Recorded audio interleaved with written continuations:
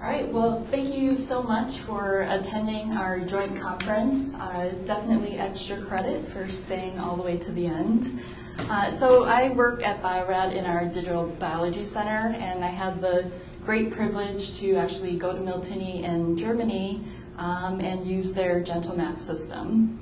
So I'll explain a little bit about that collaboration. Bio-Rad, in conjunction with Illumina, introduced a single-cell RNA-Seq platform a couple years ago. And over the past couple years, a lot of our customers have been coming to us with asking us how to get their tissue dissociated upstream of single-cell analysis. And so our kind of answer would be, if you have a cell sorting protocol that works really well, because cell sorting gets your cells into single-cell suspension, and that's what you need in order to do single-cell RNA sequencing.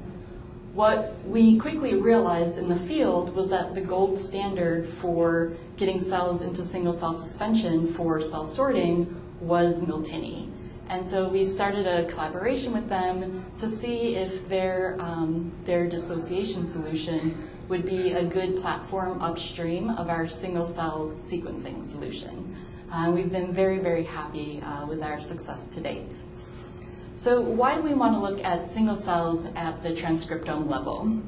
Well, I think the most obvious application is if you have a mixture of many different types of cells that are very hard to isolate. Being able to look at them on a single cell level allows you to resolve the subpopulations within the total population. If you're doing stem cell trajectories, stem cell differentiation, and your cells are changing over time, single cell allows you to take a snapshot of these different time points and then compare them and come up with cell trajectories of what's happening to your cells on an individual cell level. Even if you have a relatively homogeneous group of cells, as shown in example 3, let's say gene X goes up with treatment. Well, is gene X going up in all of your cells, or is gene X going up in only a few of your cells? We call this transcriptional bursting. The ability to look at the transcriptome on a single cell level allows you to answer that question. And then finally, instead of looking on a gene-by-gene basis, you can start to look at gene regulatory networks. So instead of saying, okay, I'm going to measure gene X, Y, Z and see if they go up, now I can see if all of those go up in the same cell or if they're going up in different populations of cells. Our solution, we call it ddSEQ, and so we developed this with Illumina. So we make the ddSEQ single cell isolator. We have a droplet digital PCR platform, and so we're experts in microfluidics and in making droplets and getting reagents into droplets. And then in conjunction with Illumina, we developed the SureCell whole transcriptome amplification 3' library prep kit. We use the Illumina sequencers and the Illumina base app to analyze the data. And then we've partnered with FlowJo to do tertiary analysis. The way the system works is, again, all the magic happens in the microfluidic device. And so in one channel, you put your single cell suspension. And again, this is where Miltenyi really comes into play, because not only are they getting the cells into single cell suspension from tissue, but these cells are very high quality, so very high viability. And then in the other fluidics, you put in barcoded beads. So a cell will get encapsulated with a barcoded bead, and then those barcoded beads have poly T-tails. So they will bind to the mRNA transcripts that are floating in the cell. This gets reverse transcribed into first strand, and then we break open the droplets and we do second strand in bulk. And then we use Illumina's Nextera chemistry in order to tag our molecules and make an NGS library. I would say one of the biggest advantages to our system is that in the when we make second strand, we don't do a preamplification, meaning we do a 1-to-1 ratio between mRNA molecules and first and second strand synthesis, so no preamp. And then the data analysis is very easy. Again, we take our FASTQ files, they go through the BaseSpace app, and then it tells you what is a cell, how many UMIs you have per cell, how many genes per cell. It will do preliminary principal component analysis and t-SNE analysis, cell cycle information, and kind of get you started to see how your single cell experiment went, and then get you going on tertiary analysis.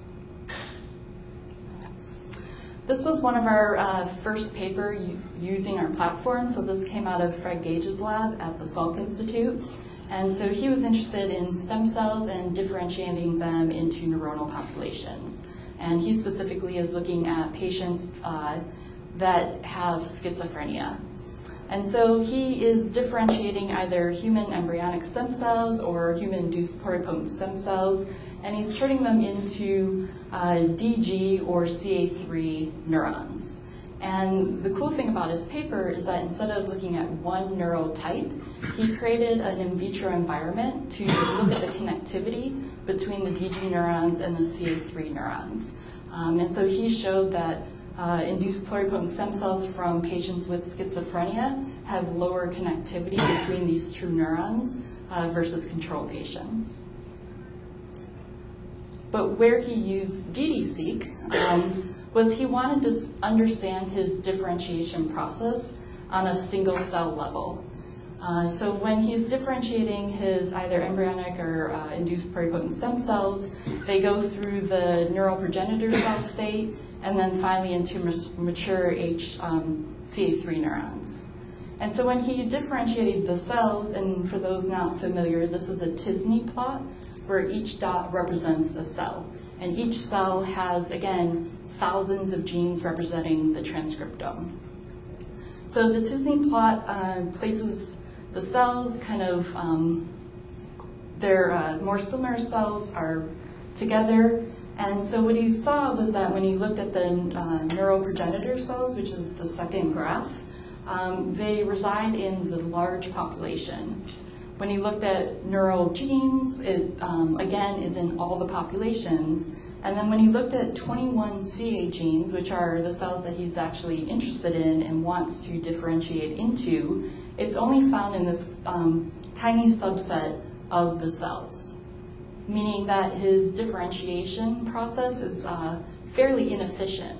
And so the question is, well, what determines whether a cell becomes a CA3 neuron or gets stuck in this neural progenitor state?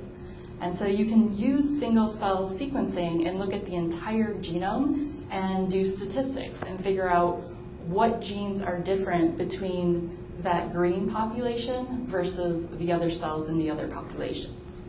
And so he found those 4 markers to be highly upregulated. And so, again, this can help him kind of target these pathways in order to get more efficient differentiation into the neurons that he's interested in. Okay. So next I'll talk about our collaboration with Miltenyi.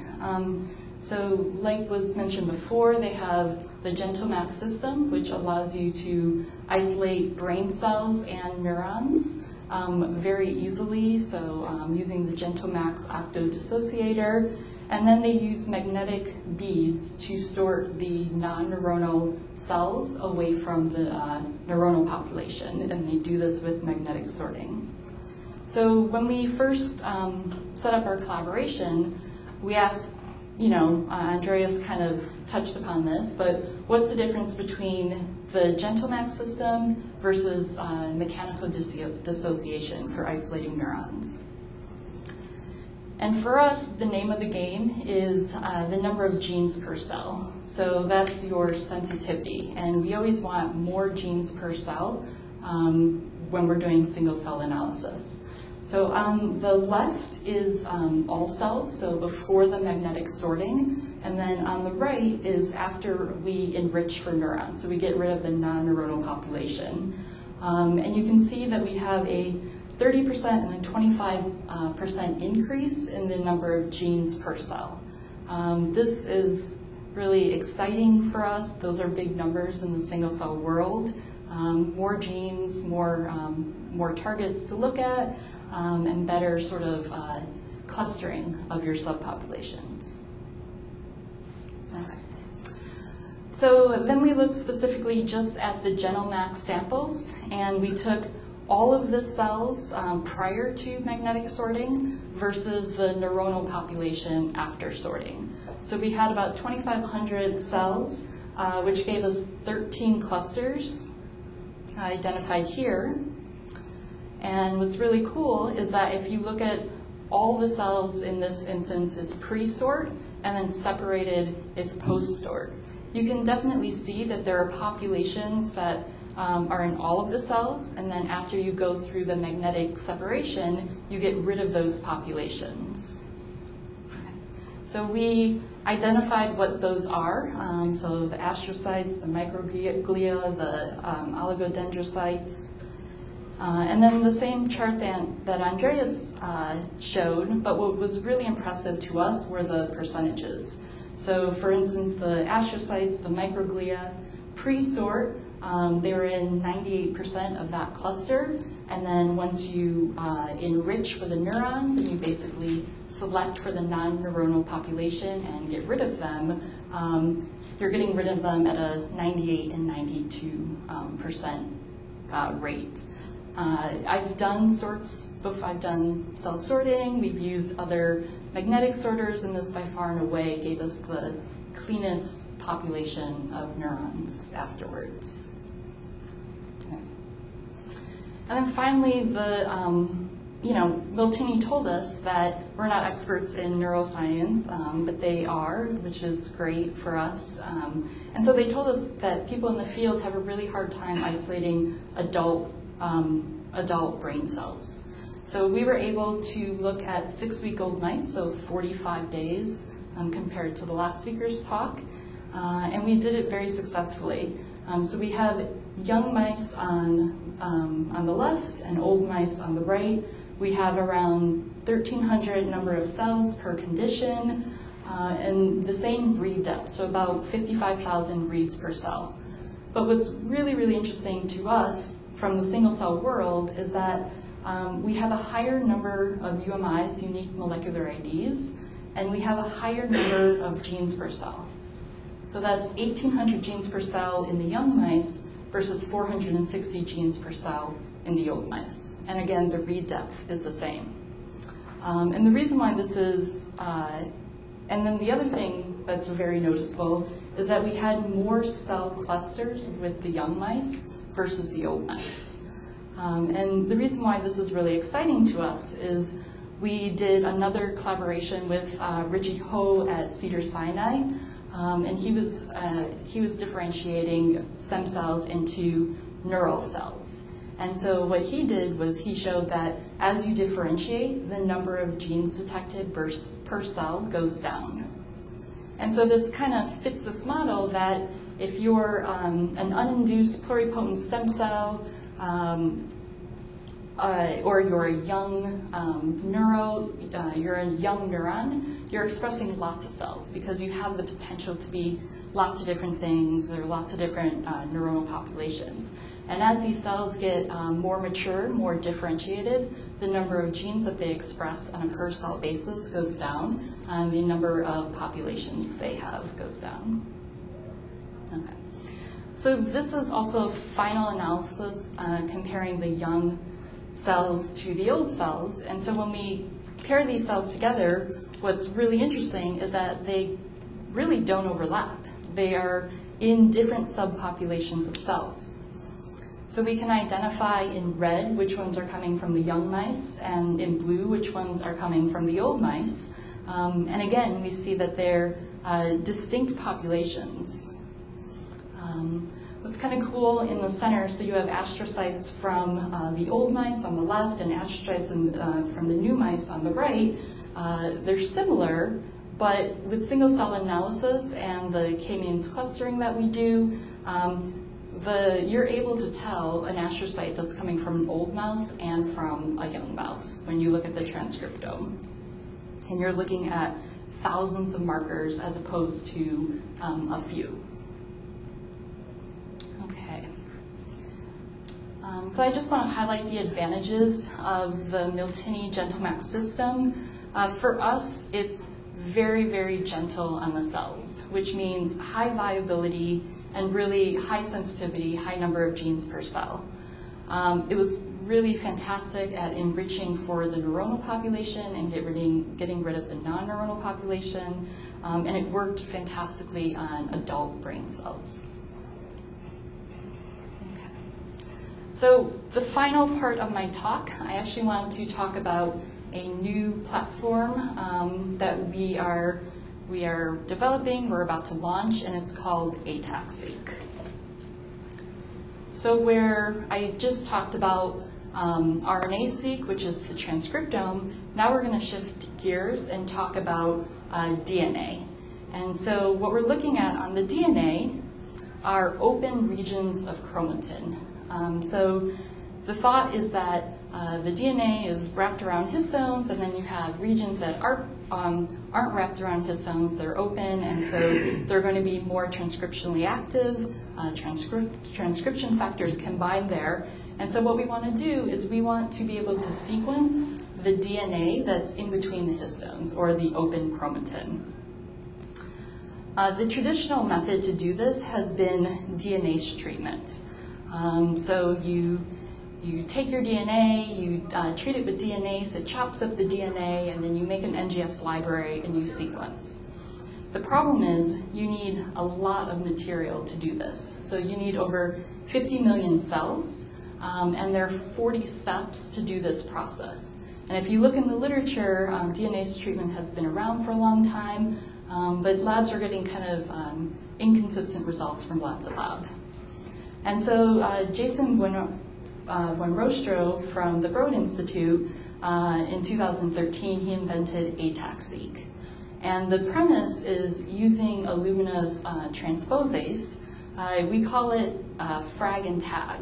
So it is an enzyme that both cuts DNA and adds a tag. So in our case, a P5 or a P7, an Illumina adapter. And the beauty of the system is that it's very simple. So you treat your DNA, it cuts it, and it already puts the tags for a library.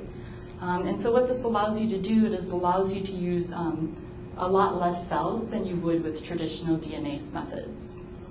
The other thing that Jason Buenrostro did was he also showed single-cell ATAC-Seq. So instead of doing bulk, you can now look at the open chromatin on a single-cell level.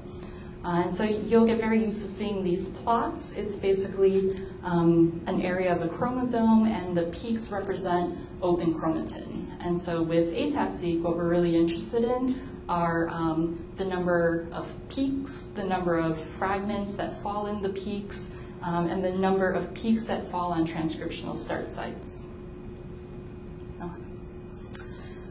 So what this paper did was it compared clustering of cells using our it's funny to call it more traditional RNA-Seq, but RNA-Seq methods versus ATAC-Seq versus ATAC-Seq data, but using distal elements. And what I find really, really interesting is the clustering is more solid, more conserved when you use ATAC-Seq data versus the transcriptome of cells. But what's even cooler to me is that the distal elements are more conserved. So not even elements that are right at the transcriptional start site, but regulatory elements that are far away are very highly conserved and cluster different cell populations incredibly well. And so here's a schematic where you can see many different cell types, and you can see the transcriptional start site. All of these have open chromatin in that region. But then what makes an NK cell different from an HSC is that it's going to have different open chromatin at further distance along the chromosome, so different regulatory elements. And you can see this with ATAC-Seq. There are many applications for ATAC-Seq, but there aren't a lot of papers to date for single-cell ATAC-Seq. But the two in neuroscience are basically to use single-cell ATAC-Seq data to identify the many different neuronal populations. The methods that have been used in these papers, so Jason Buenrostro, he used the Fluidigm system, which works really well, but it's very low throughput because you're putting cells into wells. They have to be smaller than a certain size. Again, it works well, but limited in the throughput. And then more recently, there's combinatorial cellular indexing, where you can actually use the transposase on bulk, so tag all the cells, and then with a series of combinatorial barcoding, you do several passages of cells in which you barcode them, and then you barcode them with a different barcode, and then you do it again. And in this fashion, you're kind of able to dissect the single cell. What was a single cell? So these are the current methods to date. And what we're introducing is a way to do single-cell SCATAC-Seq in a more high-throughput fashion. And we're relying on the same schematic that we used for ddSEQ. We have our barcoded beads, and then instead of putting in cells, we're actually isolating nuclei and putting the nuclei through the microfluidics. The great thing with our workflow is that it's single day. You can have a library on the sequencer by the end of the day. Performance. So right now, the name of the game is called a FRIP score, so fraction of reads in peaks. So we have a very high FRIP score, a very high percentage of TSS scores, and then we've upped the capture efficiency, which makes it ideal for rare cells, and we're very, very excited to be working with Jason Bernestro, who's one of the inventors of SCATAC-Seq. This is something that was done with Jason's lab, and so he just looked at the publications that have done single-cell SCATAC-Seq and compared it to our new platform, which is SureCell. So we get a similar number of fragments at transcriptional start sites, similar library size. What really stands out is that the percentage of nuclear fragments, which is what you want, is incredibly high with our system compared to the other methods. And then really the throughput, so you can easily do thousands of cells on a single cell level. This is our proof of concept experiment. It's called the classic barnyard experiment that was invented at the Broad, in which you mix two species together. So here we've mixed human and mouse together, and using SCATAC-Seq data, you can decipher between the human and the mouse cells. This is a graph of the transcriptional start site, so you see that most of the reads are falling within this transcriptional start site. And then the other thing to note is that our high capture efficiency. You're putting in 6,400 cells and you're getting 5,600 cells out. This is also a very high throughput platform. We are easily able to do 30,000 cells in an experiment. And then we used, again, this open chromatin, or this SCATAC-Seq signature, in order to find different subpopulations of cells. And then if you don't have a lot of cells, but you have very, very few cells, we can go very low. So inputting 500 cells, getting out 200.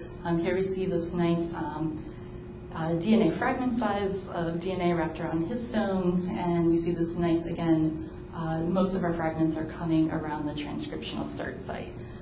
So low throughput or high throughput with our new system. And then my final slide, so this was a recent experiment that was done in Jason's lab. So every single dot here now represents a peak. And so I just find this really cool. You can see in real time. So he took human monocytes and then he activated them with LPS. And after an hour, he had 44 peaks open up and 5 close. And then after 6 hours of simulation, you can see, and again on a single cell level, areas of the DNA that are opening up in order to support transcription of cytokines and pathways, and you see areas closing up. So we think that single-cell SCATAC-Seq will give you the ability and resolution to do these types of experiments, not only identify what cell types are in your population, but what are they actively doing at the DNA level in terms of opening and closing their chromatin. And so with that, I really thank you for staying with us, and please visit our site at Bio-Rad or Miltenyi's site, and we'd be happy to answer any questions. Thanks.